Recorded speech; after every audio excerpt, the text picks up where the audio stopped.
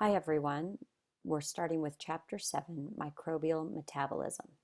Today's mini lecture will be on metabolism and enzymes. Metabolism is the chemical reactions and physical workings of the cell. It can be broken down into two categories. The first is anabolism.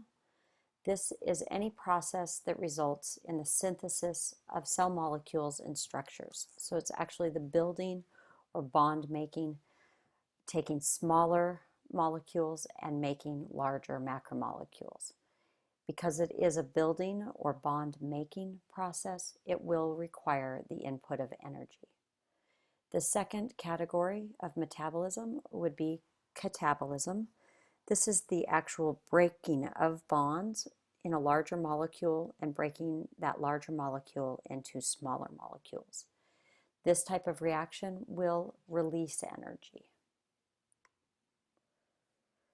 Metabolism performs certain functions. I kind of talked about that just a moment ago. It will either assemble smaller molecules into larger macromolecules as needed for the cell, and ATP is the energy that is utilized to form these bonds. It also performs the function of degradation of macromolecules into smaller molecules. This process will yield energy in the form of ATP. All of the energy then will be stored in the form of ATP, adenosine triphosphate. This is a simplified model of metabolism. You could start with a glucose molecule, which would be a nutrient that would either be found outside of the cell or within the cell. This would be broken down through any of a different variety of pathways. In this breakdown of these bonds, there would be energy that would be produced. These would be broken down into these precursor macromolecules, and then these can be built up into our building blocks by using energy, or ATP.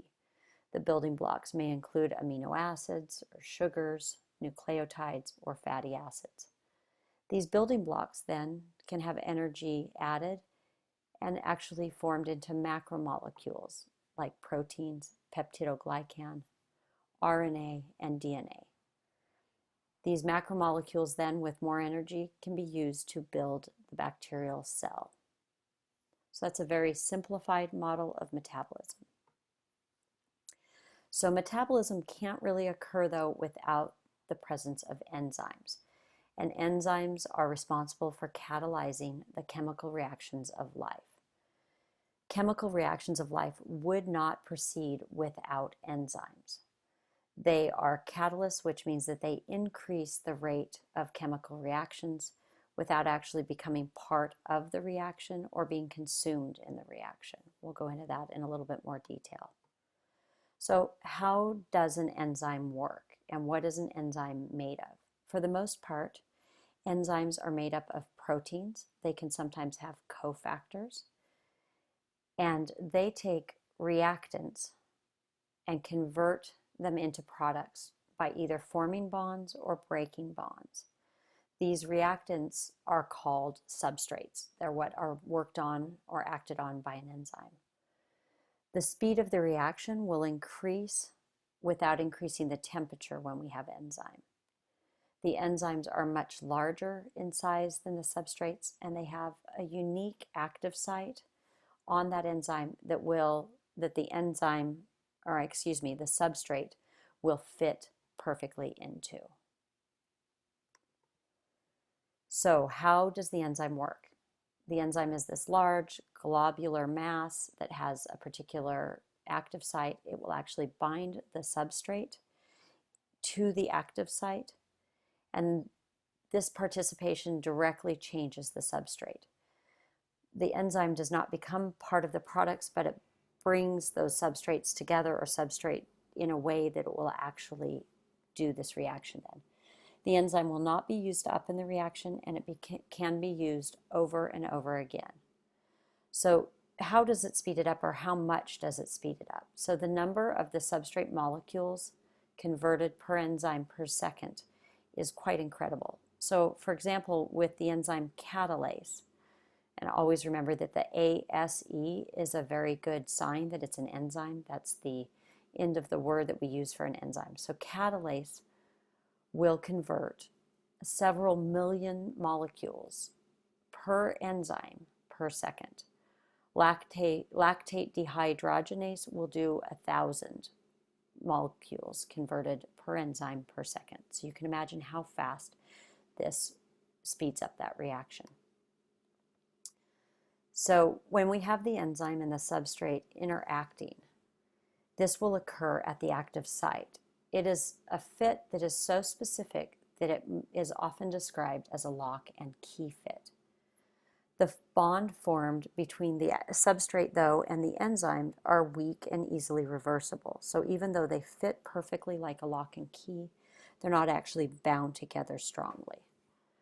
Once the enzyme and that substrate has formed a complex, that reaction will occur on the substrate, and then the product is formed. After the product is formed, it is released and the enzyme is free to interact with another substrate. This is a nice simplified drawing of what that might look like. We have in purple the enzyme. We have perhaps a substrate here that doesn't fit, and then a substrate here that actually fits it like a lock and key. That substrate will bind to that active site. We will have our enzyme substrate complex. And in this case, the products are the breaking of a bond and the two substrates are released, and this enzyme is ready to bind another substrate.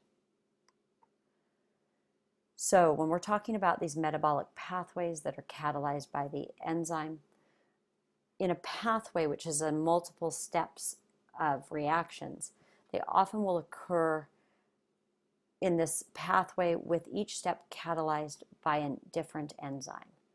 And usually the product of one reaction will be the reactant or substrate for the next. So we have kind of a chain of reactions that occur all close together. Many of these pathways have branches that provide alternate methods for nutrient processing, so perhaps if one substrate isn't available, it can take a different pathway and use what is available. Other pathways may be of a cyclical form, in which that starting molecule is regenerated at the end of that cycle, and that cycle will restart. And these metabolic pathways do not stand alone. They're interconnected and merge at many sites. So what is a product of one pathway often will be the starting reactant of a new metabolic pathway. So hopefully this gives you a quick overview and a simple idea of what a metabolic pathway is, along with the important role that enzymes play in these pathways.